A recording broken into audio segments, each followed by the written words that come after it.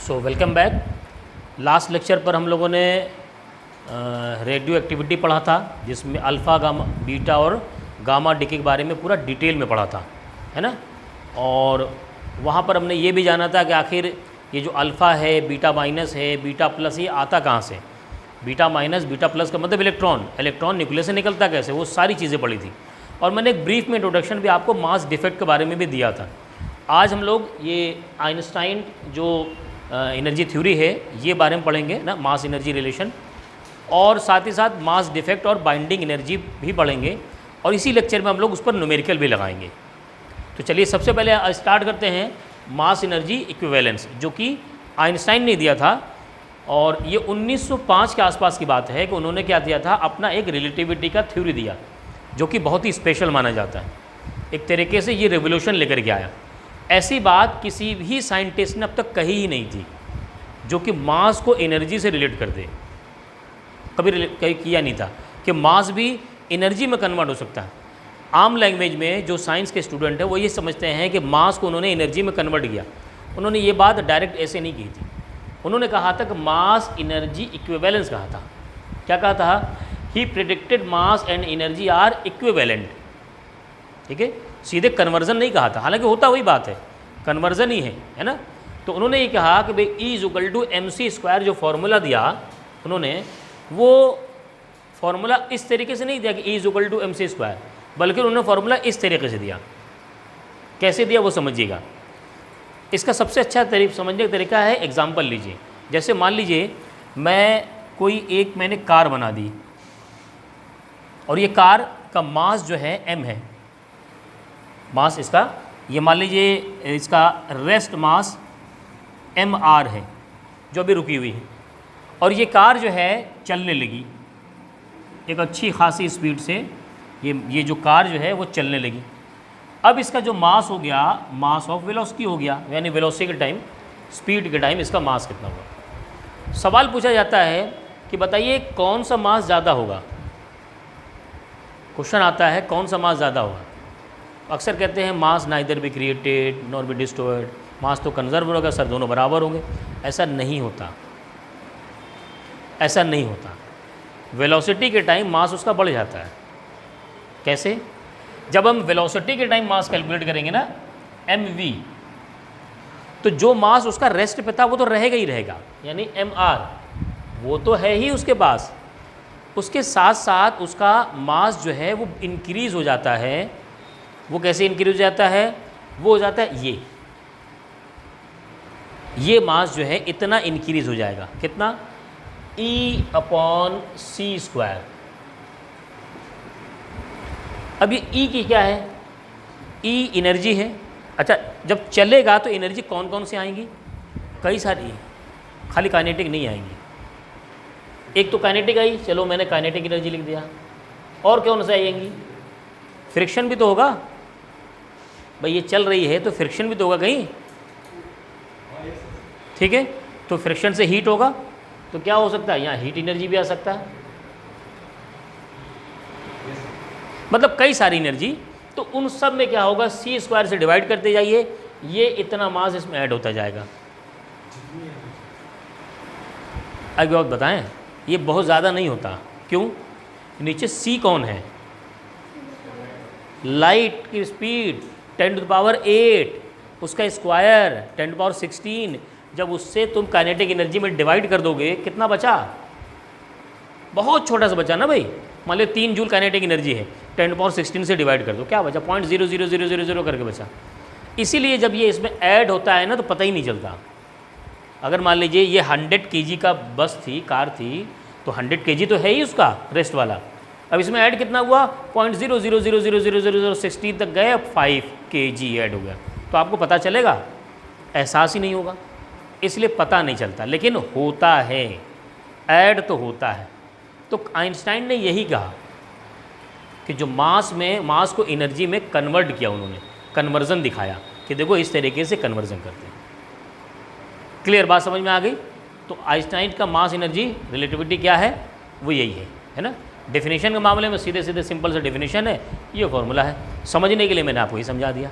ठीक है, चलिए नोट कीजिए। इसके बाद हम लोग मास डिफेक्ट समझते हैं।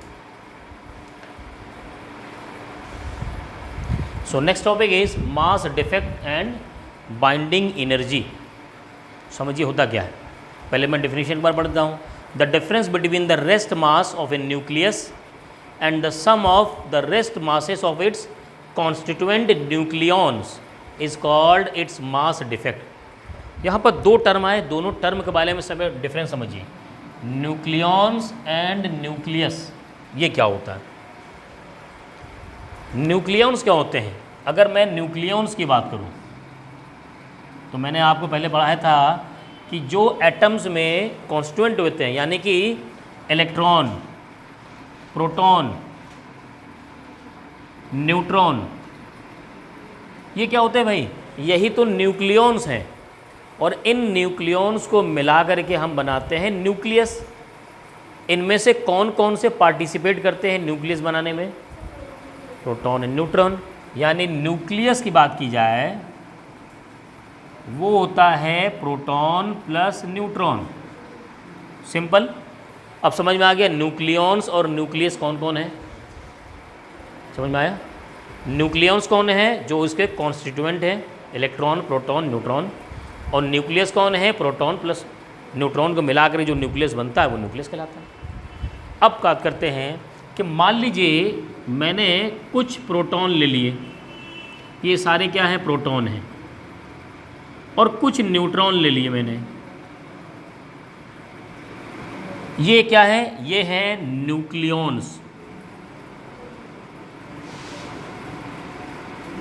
ठीक है। मैंने इनको मिला करके बनाना चाहा न्यूक्लियस। क्या बनाना चाह रहा हूँ? न्यूक्लियस। तो मैंने एक न्यूक्लियस बनाया। कितने प्रोटॉन हैं? 4। कितने न्यूट्रॉन हैं? 4। तो मैंने यहाँ पर बनाया 4 प्रोटॉन 4 न्यूट्रॉन। क्या बन गया? ये न्यूक्लियस बन गया। ये एक काम करते हैं, इन 8 का मास कैलकुलेट कीजिए करेंगे और इसका मास कैलकुलेट करेंगे। दोनों के मास में डिफरेंस आना चाहिए? नहीं आना चाहिए, लेकिन डिफरेंस आता है। ये डिफरेंस ही कहलाता है मास डिफेक्ट। ये डिफरेंस ही कहलाता है mass defect. Nucleons, the difference between the rest mass of a nucleus, rest mass of a nucleus and the sum of the rest masses, sum of the rest mass, इनका sum masses of its constituent nucleons is called its mass defect। Clear? तो यानी अगर मैं mass defect लिखना चाहूँ फॉर्मूले में बना करके, क्या होगा? मास डिफेक्ट डेल्टा एम, ये होगा ना? समझते जाइए, नोट मत कीजिए पहले। तो ये होगा मास ऑफ, क्या होगा? Nucleons minus mass of nucleus, nucleons nucleus. सही है। ये जो न्यूक्लियॉन्स हैं, न्यूक्लियॉन्स, ये किसके किसके मास हैं? मास ऑफ प्रोटॉन्स और मास ऑफ न्यूट्रॉन। ठीक है, ये है, हाँ, मास ऑफ प्रोटॉन और मास ऑफ न्यूट्रॉन। तो यहाँ लिख देते हैं mass of proton plus mass of neutron, ये एक साथ कर देते हैं, माइनस मास ऑफ न्यूक्लियस। ये है मास डिफेक्ट। क्लियर?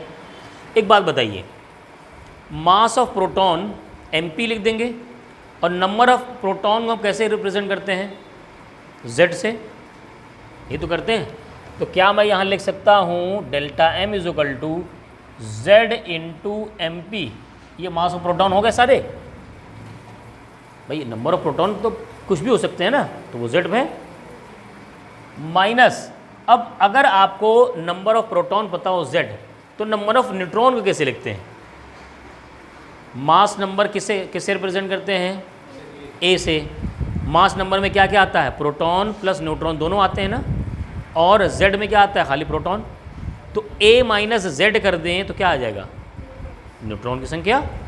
यानी यहाँ मैं लिख सकता हूँ a minus z mass of neutron. ये इसकी वैल्यू आ गई पूरी। सही है, देखिए अरे भाई समझ में आ रहा है कि नहीं? फिर समझिए। हाँ, यहाँ प्लस होगा। ये है एक प्रोटॉन का मास, नंबर ऑफ प्रोटॉन से मल्टीप्लाई कर दिया, टोटल मास ऑफ प्रोटॉन आ गया।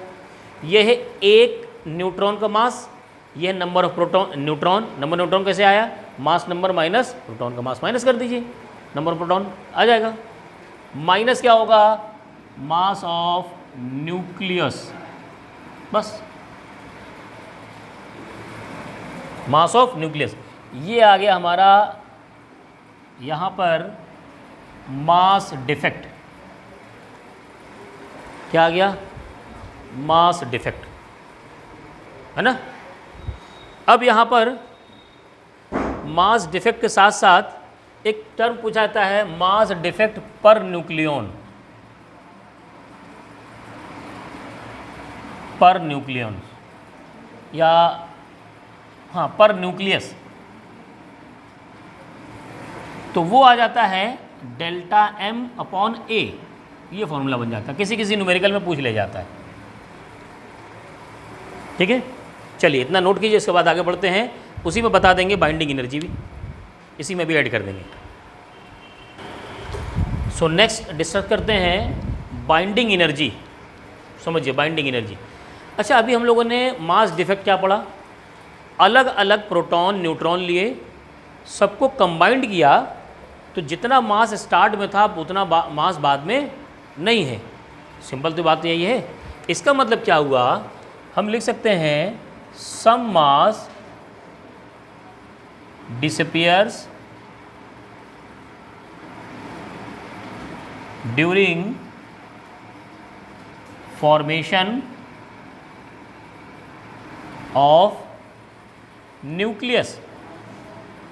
यही तो हुआ, कुछ मास वहाँ से गायब हो गया। अब लगाइए आइंस्टाइन की थ्योरी, वो जो मास गायब हुआ वो गया कहाँ? एक्चुअल में क्या हुआ कि द अमाउंट ऑफ एनर्जी, या ये लिखेंगे हाँ, ये जो मास जो हुआ ना, ये कन्वर्ट हो गया एनर्जी में। ये मास कहाँ गया? एनर्जी में कन्वर्ट हो गया। 3 ग्राम गायब हो गया, 3 ग्राम कहाँ गया? एनर्जी में कन्वर्ट हो गया। जैसे आप टॉर्च जलाते हैं ना, तो सेल लगाइए, सेल वाले टॉर्च देखें, तो सेल में क्या होता है? केमिकल, और आप लाइट में उसे कन्वर्ट कर रहे हैं। तो करते करते कुछ यूज़ करते करते ये मास क्या होगा? एनर्जी में कन्वर्ट हो रहा। कुछ दिन बाद क्या होगा? सेल हल्का हो जाएगा, केमिकल ख़त्म हो गया उसका। तो यहाँ देखिए मास के एनर्जी में कन्वर्जन हो गया। ऐसे ही समझिए यहाँ कन्वर्जन हो रहा। तो क्या होगा कि the amount of energy released during the formation of nucleus is called binding energy.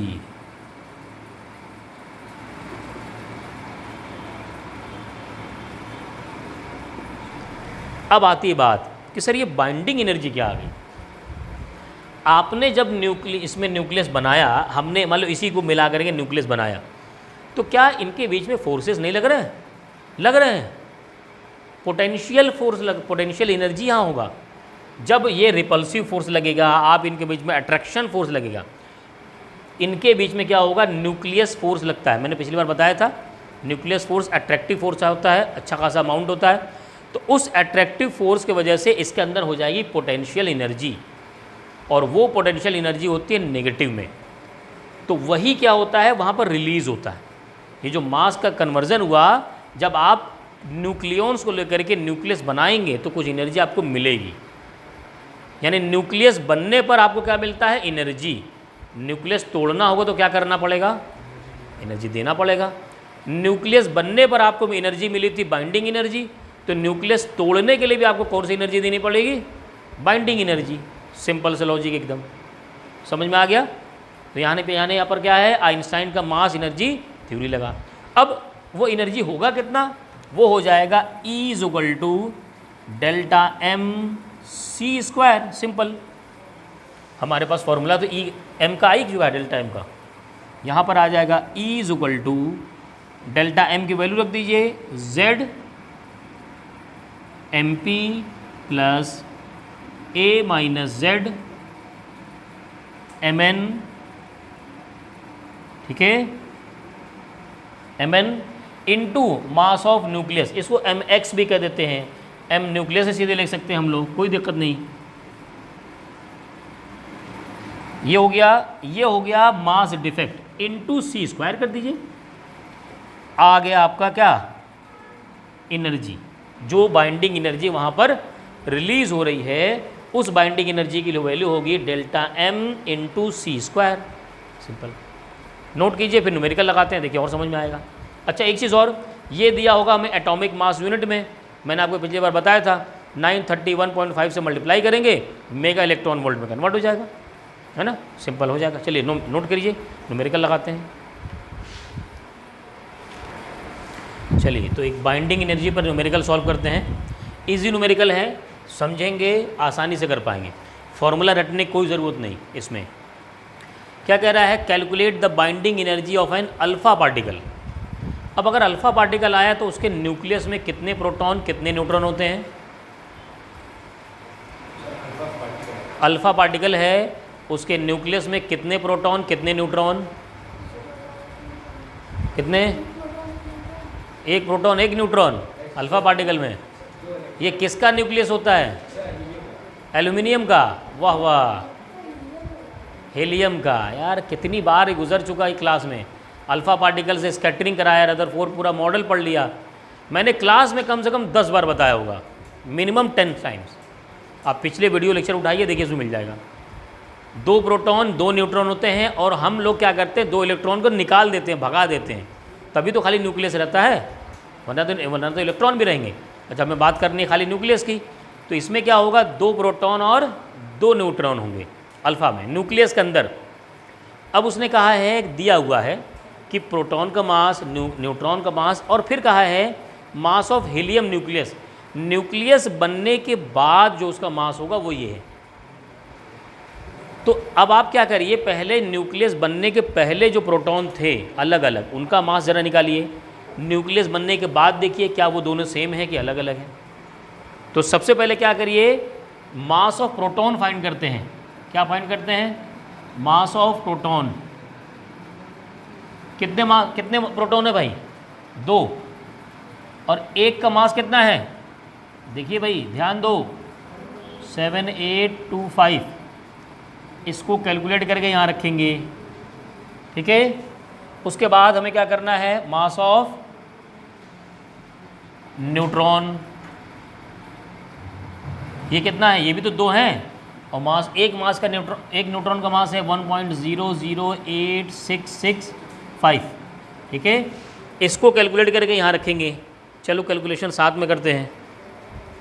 तो यहाँ पर कैलकुलेशन करते रहिए आप लोग, कितना आ रहा है भाई, मास ऑफ प्रोटॉन आएगा 2.015650, ठीक है, और ये आ जाएगा कितना, 2.017330। 2 प्रोटॉन का मास ये रहा, 2 न्यूट्रॉन का मास ये रहा। क्या यहाँ से हमें टोटल मास निकलेगा, टोटल मास ऑफ न्यूक्लियॉन्स, यानी 2 प्रोटॉन 2 न्यूट्रॉन को मिलाया तो टोटल मास, इसको ऐड करना है, 2 4 6 2 4 6, ठीक है। तो इसको जब ऐड करेंगे तो हमारे पास ऐड करने के बाद आएगा 4.032980 AMU। ये कब है, जब ये दोनों अलग अलग थे, हमने सबका अलग अलग निकाल लिया। और मास ऑफ हीलियम देखा जाए, मास ऑफ हीलियम न्यूक्लियस वो कितना है, दिया हुआ है 4.002800 AMU। क्या आपको दोनों में डिफरेंस समझ में आ रहा है? कृष्णा देखो, ये मास वो है जो हमने 2 प्रोटॉन 2 न्यूट्रॉन को निकाल के जोड़ के पता किया ऐड करके, और ये न्यूक्लियस का दीप किया हुआ है, यानी जुड़ने के बाद ये हो जा रहा है, होना इतना चाहिए था। तो क्या देखो कोई डिफरेंस हुआ, यही मास डिफेक्ट है। यानी यहाँ से मास डिफेक्ट आ जाएगा, दोनों में माइनस कर दीजिए, डेल्टा एम कितना आ जाएगा 0.03080 AMU। और उसने मास डिफेक्ट आपसे किस में पूछा है, नहीं उसने पूछा है बाइंडिंग एनर्जी। तो अगर मास पता हो तो एनर्जी पता करने के लिए क्या करेंगे, हाँ ये तो मास डिफेक्ट पता चल गया ना, मास डिफेक्ट को ही calculate the binding energy of an alpha particle in M V. तो हमने क्या कहा था 930 वो मेगा इलेक्ट्रॉन वोल्ट से मल्टीप्लाई कर देना है। तो मेगा इलेक्ट्रॉन वोल्ट कितना होगा भाई, यहाँ मैंने बताया था 931.5, इसने 931 किया हुआ है, लेकिन एमयू को मेगा इलेक्ट्रॉन वोल्ट में कन्वर्ट करना है। यानी हम क्या करेंगे, यहाँ पर 0.03080 इंटू 931 से मल्टीप्लाई करेंगे, ये आ जाएगा हमारा मेगा इलेक्ट्रॉन वोल्ट में, यही आंसर आएगा 28.097 मल्टीप्लाई करेंगे आ जाएगा। क्लियर, समझ में आया, फॉर्मूला रटने की ज़रूरत नहीं है, अलग अलग दिया हुआ है प्रोटॉन न्यूट्रॉन, उनको निकाल के जोड़ दीजिए और फिर देखिए न्यूक्लियस कितना दिया हुआ, क्या दोनों में डिफरेंस आ रहा, जो डिफरेंस आ रहा उसको मेगा इलेक्ट्रॉन वोल्ट में कन्वर्ट कर दीजिए, सिंपल है। नोट कीजिए फटाफट जल्दी से। देखिए नेक्स्ट न्यूमेरिकल भी उसी पैटर्न पर मैंने दिया आपको, बस इसमें आपको नंबर ऑफ़ प्रोटॉन्स और नंबर ऑफ़ न्यूट्रॉन को पता करना पड़ेगा कि कितने हैं। तो यहाँ पर कैल्शियम है, ये Z के वैल्यू यानी ये नंबर ऑफ़ प्रोटॉन है, और ये मास नंबर है, इसमें से माइनस करेंगे तो ये नंबर ऑफ़ न्यूट्रॉन हो जाएगा, ठीक है। तो यहाँ पर अगर हम बात करें टोटल मास ऑफ प्रोटॉन, ठीक है, तो मास ऑफ प्रोटॉन तो 20 है, और एक प्रोटॉन का मास यहाँ पर देखिए गिवन है 1.007825, जो आएगा वो यहाँ लिख लेंगे। ऐसे ही मास ऑफ न्यूट्रॉन की बात करेंगे तो न्यूट्रॉन भी क्या है 20 ही है ना, तो 20 इंटू न्यूट्रॉन 1.008665, ये मल्टीप्लाई करके यहाँ आ जाएगा। यहाँ से क्या हो जाएगा, टोटल मास आ जाएगा यहाँ पर, टोटल मास ऑफ न्यूक्लियॉन्स आएगा ना, न्यूक्लियॉन्स का मतलब वो जो प्रोटॉन न्यूट्रॉन अलग अलग है वो आएगा यहाँ पर। तो यहाँ टोटली कर लेंगे इसकी। अब हम देखेंगे ना कि ये जो मास है ना, ये मास इस मास से ज़्यादा है, न्यूक्लियस के मास से ये ज़्यादा आएगा ही आएगा, ऐड करने के बाद ये क्या होगा, इससे ज़्यादा आएगा। तो यानी यहाँ पर मास ऑफ न्यूक्लियस वो लिखेंगे, वो इतना लिख देंगे यहाँ पर 39.962589। हमें इन दोनों क्या करना है, ऐड करना है, यहाँ लिख देना है। अब देखेंगे ये जो वैल्यू आ रही है ऐड करने के बाद ये न्यूक्लियस के मास से ज़्यादा आएगी, तो क्या करेंगे, इन दोनों को माइनस कर देंगे, यहाँ पर आ जाएगा मास डिफेक्ट, और ये आएगा AMU में जैसे इसमें आया था। अब हमें अगर एनर्जी में कन्वर्ट करना है मेगा इलेक्ट्रॉन वोल्ट में 931 मेगा इलेक्ट्रॉन से मल्टीप्लाई करिए, आंसर आ जाएगा, वो आंसर आ जाएगा, सिंपल एकदम है, ठीक है। नोट कर लीजिए, होमवर्क मैंने आपको भेजा है ग्रुप में, 3 क्वेश्चन हैं, उसे सॉल्व करके नेक्स्ट टर्न पर लेकर के आना उसे, है ना। ओके।